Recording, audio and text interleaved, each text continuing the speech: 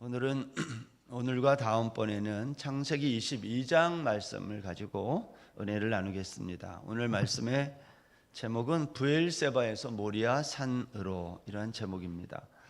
오늘 본문을 해석하는 가장 큰 어려움이 있다면 25년 만에 얻은 아들을 번제로 드리라는 하나님을 이해하는 거예요. 그래서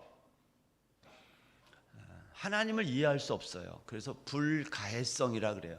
하나님의 불가해성이 여기 본문에 있어요. 이게 이제 오늘 본문을 이해하는 가장 큰 어려움입니다. 어떻게 100살에 얻은 아들을, 그것도 사랑하는 아들을 번제로 불살라 드리라는 것일까? 뿐만이 아니라 얼마 전까지는 이스마엘이 있었어요. 근데 지금은 그마저도 없어요. 그래서 존 칼빈과 루터는 이 부분에 대해서 이런 말을 했어요. 자신에게 모순되게 행하시는 하나님의 불일치, 하나님 안에서 지금 불일치가 일어나고 있다, 그런 말들을 했어요. 정말 하나님은 스스로 모순에 빠지고 있는 것일까? 근데 여러분, 성경을 보면 그렇지 않거든요. 바울 사도는 이렇게 말했습니다. 고린도 전서 10장 13절. 사람이 감당할 시험 밖에는 너희에게 당한 것이 없나니 오직 하나님은 미쁘사 너희가 감당하지 못할 시험 당함을 허락하지 아니하시고 시험 당할 즈음에 또한 피할 길을 내사 너희로 능히 감당하게 하시느니라. 바울에 의하면 하나님은 모순되게 행하신 것이 아니라 오히려 이삭을 번제로 드리는 이 시험은 아브라함에게 감당하지 못할 시험이 아니기 때문에 줬다는 거예요. 만일 감당하지 못할 시험이라면 시험 당함을 허락하지 안 했을 거다. 만약 감당할 시험이라면 시험 당할 즈음에 피할 길을 내주심으로 그 시험을 이기게 하신다는 겁니다. 여러분도 그렇게 믿으시나요? 이 본문을?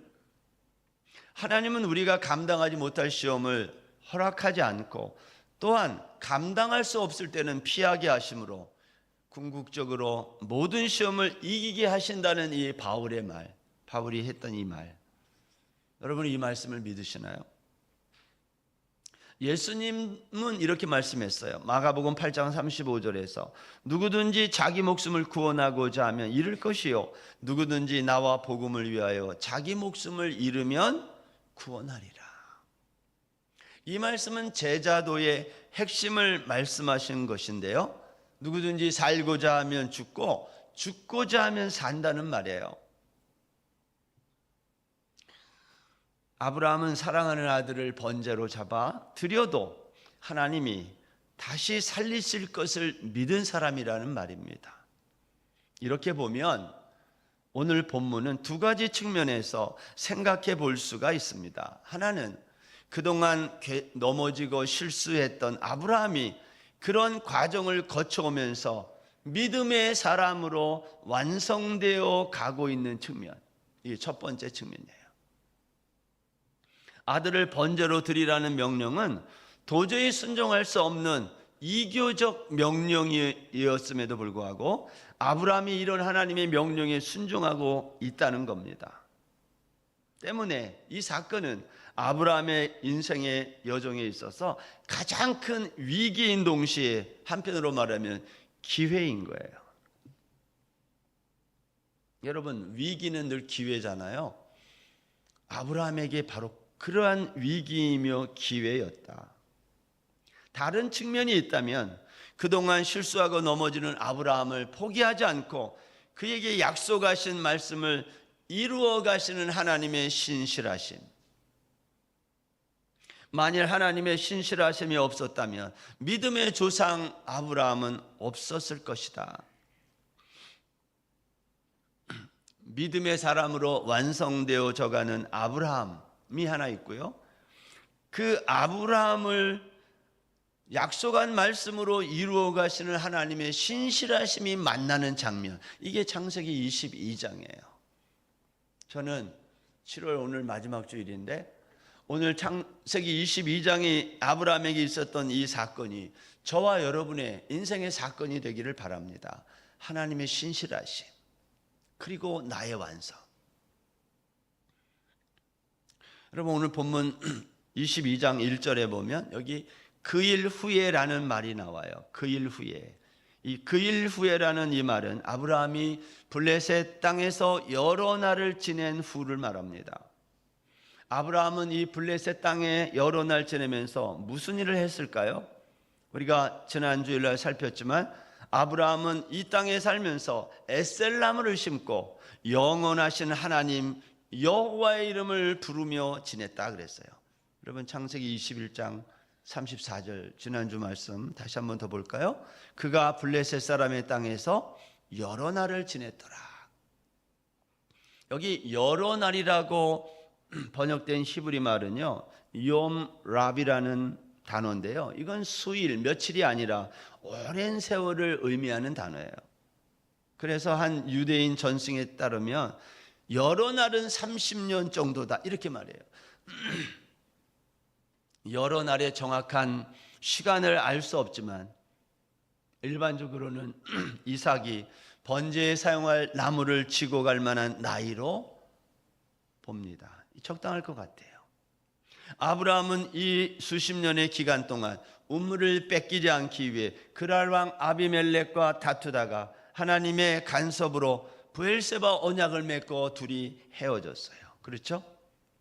아비멜렉은 언약을 맺고 떠났지만 그러나 아브라함은 떠나지 않고 그것에 남아 나무를 심고 영원하신 하나님 여호와 이름을 불렀다 그랬어요. 우리는 지난 시간에 이 사건을 어떻게 설명했습니까? 아브라함은 당장에 보이는 눈앞의 이익을 추구하지 않고 영원을 바라보는 사람이 되었다 그랬어요. 여러분, 아브라함의 이와 같은 행동은 이제까지 아브라함에게 보여줬던 모습과는 전혀 다른 모습이라고 했습니다.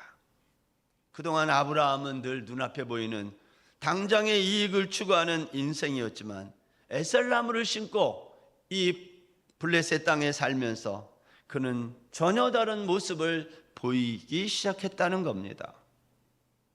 여러분, 우리가 지금까지 살펴온 아브라함의 모습은요, 늘 자기만을 알았던 아주 이기적인 인간이었어요. 그렇지만 창세기 17장에서 할례를 받은 이후에 그의 인생의 변곡점을 맞이했어요. 이기적인 사람에서 이타적인 사람으로 변한 거예요. 그러나 그랄 땅 이주 사건, 우리 21장 얘기죠. 그랄 땅으로 이주한 이 사건을 통해서 성경은 아브라함이 다시 이전의 모습으로 돌아갔음을 고발하고 있어요. 이런 거죠. 사람은 쉽게 변하지 않는다는 거예요. 우리는 지난 시간 이것을 가리켜 아브라함의 연약함이라고 그랬어요. 우리도 마찬가지예요. 우리가 큰 은혜를 받고 이제 새로운 사람이 될 것처럼 말하지만 원래의 모습으로 자주 돌아가지 않습니까? 그 얘기예요. 연약함. 그렇지만 아브라함은 이런 연약함에도 불구하고 하나님의 은총을 힘입어 위기를 극복하고 영원을 바라보는 믿음의 사람으로 우뚝 서게 된다. 그게 창세기 22장이에요. 오늘 이제 그 이야기를 살펴보려고 합니다. 그러한 점에서 아브라함 이야기의 클라이막스가 여기에 있어요. 여러분, 그림을 갤러리나 이런 데 화랑에 가서 감상할 기회가 있으신가요? 그림을 감상할 때 여러분, 그 그림에 포인트가 없는 그림은요, 잘 기억이 안 남아요. 그림에 포인트가 있으면 그 그림이 오랫동안 기억이 나는데 다 잘 그렸어, 모든 거를. 그러면 그건 기억이 안 나요. 이거 옷을 입어도 똑같아요. 옷을 입는데 포인트가 있는 옷을 입으면 우리가 그걸 뭐라고 말하냐면 참 저 사람은 옷 잘 입는다, 맵신한다 이렇게 말해요. 옷이 너무 예쁘고 좋은 옷이야. 근데 포인트가 없어. 그러면 그게 맵시가 나질 않아요. 신기해요. 여러분, 신앙생활도 똑같아요. 아브라함의 신앙 여정의 포인트가 어디일까? 여러분, 저와 여러분의 신앙 여정에는 그때가 있다면 언제입니까? 우리 신앙생활 속에서 우리가 가장 아끼는, 예를 들어 아브라함처럼 100세에 얻은 아들이 있는데 그것을 번제단 위에 결박하여 올려놓았던 때가 있느냐는 거예요, 우리에게. 이건 어떻게 보면 위기거든요. 여러분, 신앙생활은 위기를 맞이해야 신앙의 포인트가 생겨요. 일평생 늘 편안해, 아무 위기가 없어, 그 신앙 여정에 포인트가 없는 거예요. 내가 가장 아끼는 것을 하나님 앞에 내어놓은 적이 있느냐는 거예요.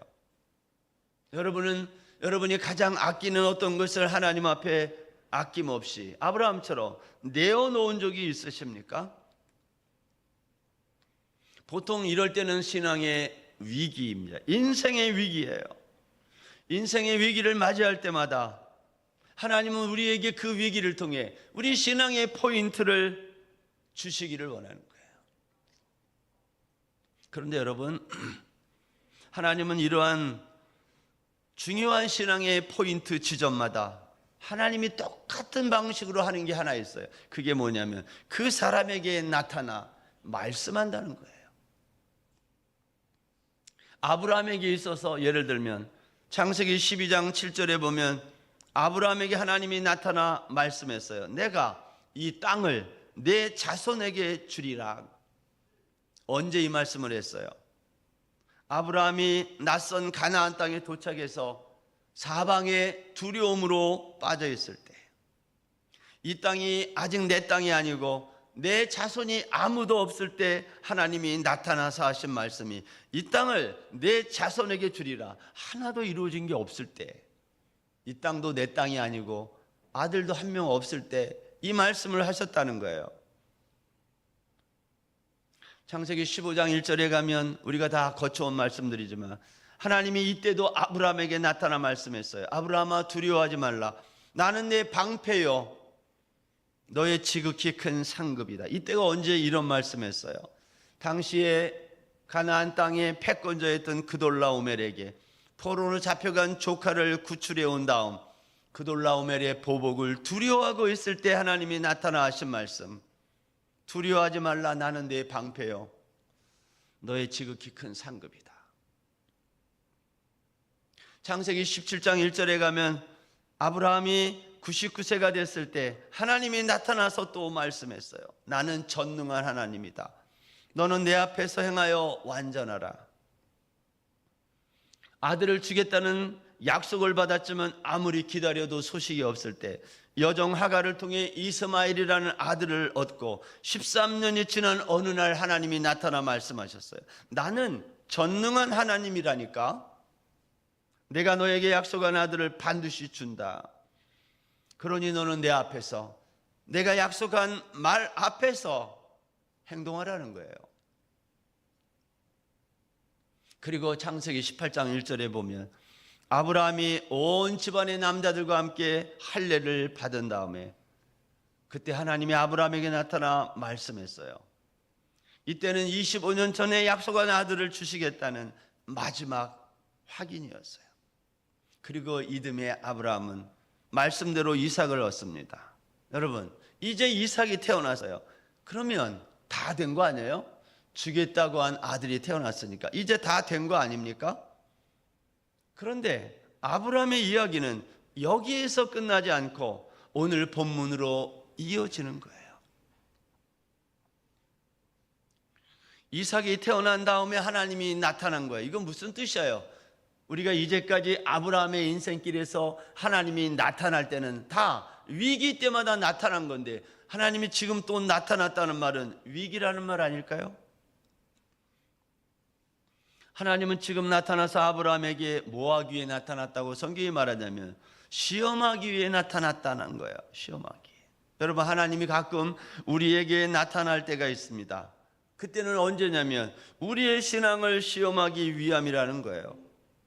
그런데 이 하나님의 시험은 우리를 넘어뜨리려는 시험이 아니라 우리를 더 든든하게 세우기 위한 시험이라는 겁니다.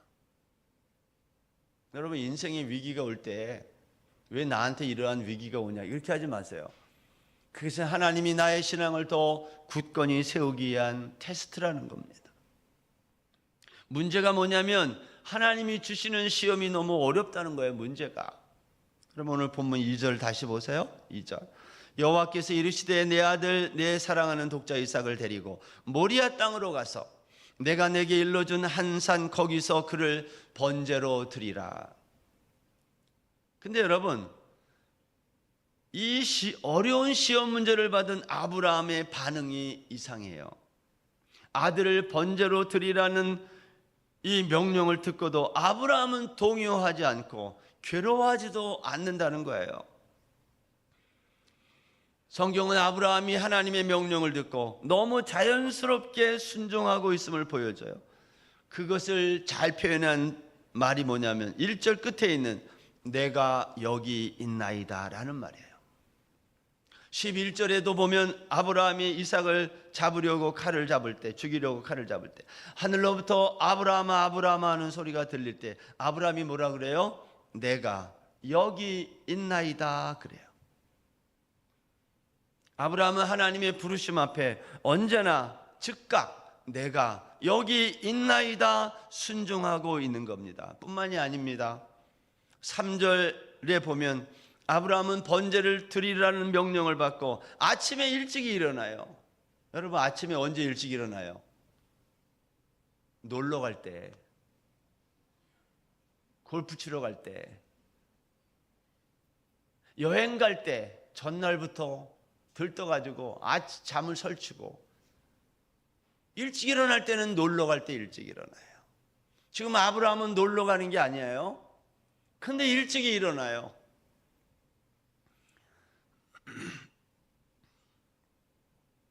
이것이 우리의 궁금증이에요.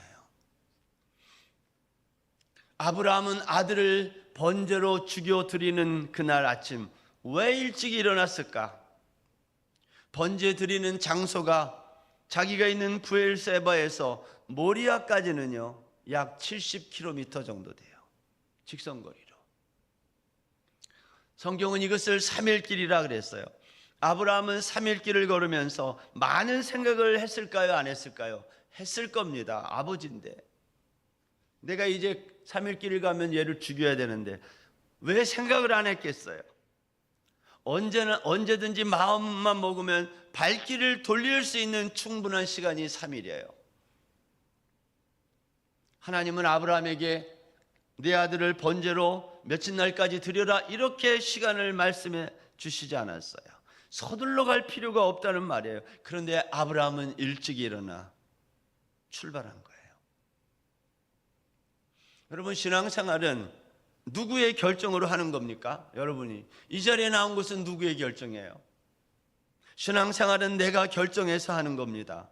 하나님이 강제로 떠미는 게 아니에요. 내가 브엘세바 집을 떠나지 않으면 우리는 모리아산에 도달할 수 없어요. 4절 말씀에 보면 아브라함은 제3일이 됐을 때 눈을 들어 그곳을 멀리 바라봤다 그랬어요. 목적지가 보이는 순간 아브라함은 아마 돌이키고 싶은 마음이 들었을지도 몰라요. 그러나 아브라함은 이 길을 굳게 하고 계속 갔어요. 저는 창세기 22장을 읽어보면서 아브라함의 순종은 독자 이삭을 번제로 드리는 전 과정에 스며 있다고 생각합니다. 하나님은 이삭을 번제로 드리는 장소를 명확하게 어디라고 말씀하지 않았어요. 이렇게 말했어요. 거기서 내가 내게 일러준 한 산에서 번제로 드리라. 하나님은 어디에서 번제를 드리라고 말씀한 게 아니라 내가 너에게 일러줄 한 산에서 번제로 드리라는 거예요. 이건 히브리말 성경에 보면 미래형으로 돼 있어요. 여러분, 왜 하나님은 이것을 미래형으로 말씀하실까요? 내가 너에게 일러줄 한 산에서 번제로 드려라. 왜 하나님은 정확하게 어디라고 말해도 되는데 왜 내가 거기 가면 일로 주겠다고 말씀했을까요? 우리는 창세기 22장을 읽으면서 꼭 기억해야 될 것, 창세기 22장은 믿음을 이야기하는 장이라는 거예요. 여러분, 믿음이라고 하는 것은 보는 것을 믿는 것이 아니라 보이지 않는 것을 믿을 때 그걸 믿음이라 그래요. 여러분, 이 말씀과 똑같은 형태의 말씀이 또 있어요. 어디에 있냐면 창세기 12장 1절입니다. 하나님이 갈대아 우르의 아브라함을 부르실 때 내가 내게 보여줄 땅으로 가라 그랬어요. 보여줄 땅, 이것도 미래형이에요. 우리가 창세기 12장 이미 다 살펴봤지만 아브라함은 가나안의 세겜 땅 상수리 나무로 갔어요. 처음부터 세겜 땅 상수리 나무 아래로 가라고 정확하게 말해도 되는데 하나님 그렇게 말하지 않고요, 내가 보여줄 땅으로 가라는 거예요. 왜 이렇게 하나님 미래형으로 말씀하실까요? 이유가 있습니다. 사람은 보여주면, 손에 쥐어주면 그때부터는 하나님을 안 믿고 자기가 판단해요. 하나님이 우리의 인생의 위기를 왜 몰아넣어요? 왜 미래를 불확실하게 만들어요? 그래야 하나님을 의지하거든요. 다 줘보세요. 내 손에 모든 게 다 들어와 있어요. 그러면 사람들은 그때부터는 하나님을 믿는 게 아니라 그때부터는 판단하기 시작해요. 왜? 내가 다 갖고 있으니까, 모든 정보를. 사람들은 앞으로 일어날 일에 대하여 알고 싶어하고, 그래서 미래에 일어날 많은 정보들을 소유하고 싶어해요. 할 수만 있으면 많은 정보를.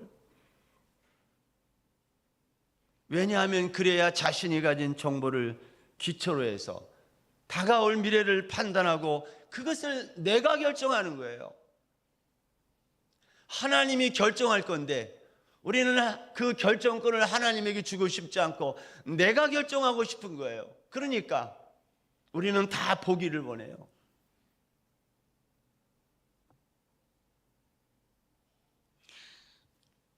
오늘 본문 5절에 보면 이에 아브라함이 종들에게 이르되 너희는 나귀와 함께 여기서 기다리라.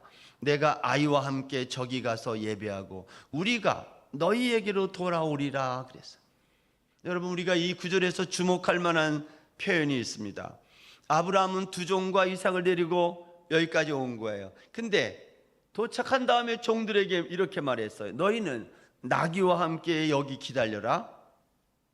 나는 이삭과 함께 저기 가서 예배하고 돌아오겠다. 여기 가만히 보면 예배하고 내가 너희에게 돌아오겠다 그러지 않고 우리가 너희에게로 돌아오리라 그랬어요. 이 말은 복수잖아요. 우리면. 그럼 아브라함 말고 누가 또 온다는 말 아니에요? 누가 같이 온다는 얘기일까요? 아브라함은 이삭이 죽지 않고 설사 죽는다 해도 다시 하나님이 살려낼 것을 믿었다는 말이에요. 히브리서 기자는 이것을 정확하게 이렇게 설명했어요. 히브리서 11장 19절. 그가 하나님이 능히 이삭을 죽은 자 가운데서 다시 살리실 줄로 생각한지라. 비유컨대 그를 죽은 자 가운데서 도로 받은 것이니라. 아브라함의 믿음의 본질은 무엇입니까? 이삭을 살리시는 하나님. 아브라함이 아침 일찍 일어나 출발했던 것도 종들에게 산에 가서 예배를 드리고 이삭과 함께 돌아오겠다고 말한 것도 번제물이 어디 있느냐는 이삭의 질문에 여호와께서 친히 준비하실 거야 이렇게 대답한 것도 모두 다 이삭을 살리실 하나님에 대한 믿음에 근거한 거예요. 여러분들은 아브라함이 지금 말하고 행동하는 이와 같은 믿음이 우리에게 있습니까? 우리는 조금만 불안해도 벌벌 떨어요. 마치 내일 큰일이 날 것처럼 호들갑 떨 때가 얼마나 많냐 이 말이에요.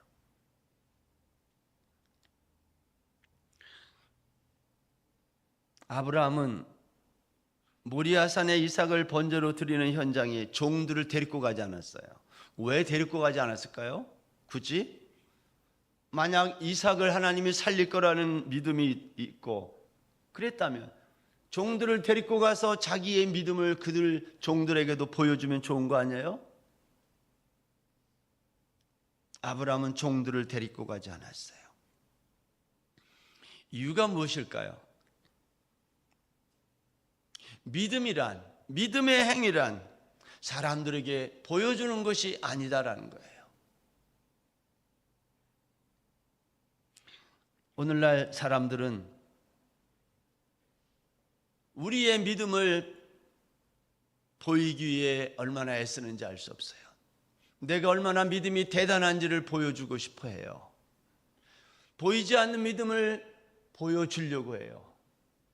그러니까 무슨 업적이 나와야 되는 거예요. 눈에 보이는 뭐가 있어야 되는 거예요. 믿음은 그렇게 하는 게 아니라고 성경이 아무리 얘기해도 사람들은 끊임없이 믿음을 보여주려고 그래요. 그것은 믿음이 아닌데. 그렇지 않습니까, 여러분? 어떤 사람들은 자신의 믿음이 얼마나 큰지를 보이기 위해 쓰고, 어떤 사람들은 그 믿음을 보려고 애쓰고, 이 둘이 엉켜가지고 엉망이 되고 있어요. 예수님은 사람에게 보이려고 그들 앞에서 너희 의를 행치 않도록 주의하라고 말씀했어요. 믿음이라는 삶에는 청중도 관객도 필요하지 않아요. 그런데 오늘날 믿음을 보이기 위해 방송과 미디어를 동원하는 일들이 얼마나 많냐는 거예요. 만약 우리의 믿음을 보이기 위해서 이런 일에 너무나 많은 에너지를 쏟으며 그렇게 한다면 그것은 우리들에게 보여주는 것은 믿음이 아니다. 그것을 보여주는 거랑 똑같아요. 믿음은 죽은 이삭을 다시 살리시는 하나님에 대한 거예요. 브엘세바에서 에셀나무를 심으면서 하나님에 대한 믿음을 고백했던 아브라함은요, 모리아산에서 독자 이삭을 번제로 드리기 위해 칼을 빼어들므로 자신의 믿음의 진정성을 보인 거예요. 근데 이거 누구만 봤어요? 하나님밖에 없어요. 그리고 결박당한 이삭. 모리아산 정상에서의 아브라함은 이제까지 비겁하고 이기적인 아브라함이 아니라 전혀 다른 믿음의 사람으로 변해 있었던 거예요. 아브라함은 모리아산에서 자신이 가장 소중히 여기는 백세 얻은 아들을 하나님 앞에 포기한 거예요. 믿음은 뭐냐면요, 내가 가장 아끼는 것을 포기하는 거예요. 오늘날 우리는 믿음을 내가 아끼는 것을 옆에 두고 또 다른 것을 얻기 위해 이 믿음을 가지고 우리가 하나님 앞에 나오는 거 아니에요? 여러분, 우리가 숨을 쉴 때 들숨이 있고 날숨이 있잖아요. 여러분, 우리가 숨을 들이켜요. 숨을 들이킨 다음에 이 들숨이 아깝다고 내쉬질 않아. 날숨이 없어. 그걸 뭐라 그래요? 죽었다 그래요. 들숨을 내보내야 날숨이 들어오고 이게 반복돼야 생명을 유지하는 건데 우리는 들이마시기만 하고 내보내질 않아요. 아깝다고. 그거 죽었다 그래요. 찬송가 50장, 우리 찬송가 50장에 보면 헌금할 때 부르는 찬송 있잖아요. 내게 있는 모든 것을 아낌없이 드리네. 여러분, 우리가 하나님 앞에 나에게 있는 것을 아낌없이 드려본 적이 있나는 거예요. 우리는 아까워서 못 드리잖아요. 숨을 들이마시고 그게 아까워서 내보내지 못해요. 그거 죽었다 그런다니까요.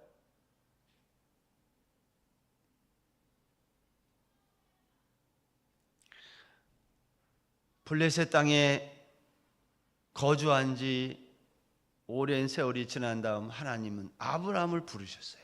왜 부르셨어요? 시험하기 위해서. 내 아들, 내 사랑하는 이삭, 독자 이삭을 모리아 땅으로 데리고 가서 내가 너에게 일러준 한 산 거기서 번제로 드리라는 거예요. 100세에 얻은 아들을 번제로 드리라는 말은요, 다른 말로 하면 무슨 말이에요? 그 이삭은 내게 아니고 내 거야, 그 말이에요. 이삭은 너의 아들이 아니라 내 것이라는 것을 확인하는 시험이 바로 이 시험이에요. 아브라함이 가장 순종하기 어려운 명령. 여러분, 본문에서 이삭을 독자라 그랬어요. 근데 이삭은 독자인가요? 아니에요. 이삭은 독자가 아니라 사실 이스마엘이 있어요. 그럼에도 독자라고 한 것은 아브라함에게 있어서 가장 아끼는 아브라함이 유일한 아들이라는 표현 아닙니까? 여러분, 아브라함은 하나님이 부르실 때에 내 독자 이삭은 내 거야, 그걸 드려, 그럴 때 내가 여기 있나이다 그랬어요. 이 말은 무슨 말씀을 하셔도 내가 순종하겠습니다, 그런 말이에요. 여러분, 신앙생활은 뭐냐면 말씀을 듣는 데만 있지 않아요. 우리 교회에서 신앙생활 하다가 떠나실 때 인사들을 많이 하잖아요. 그때 보통 다 말씀 듣고 참 깨달았다 그러고 그런 말씀들을 많이 해요. 근데 더 중요한 게 있습니다. 그래서 그 다음에 어떻게 되고 있느냐가 더 중요한 거 아닙니까?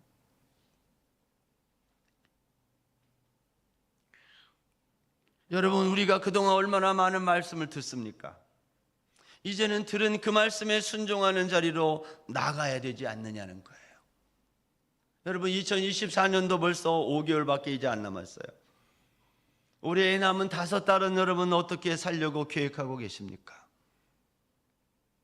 아브라함처럼 말씀에 순종하는, 그래서 믿음의 정상에 오르는 우리 모든 성도님들 되시기를 주의 이름으로 축원합니다.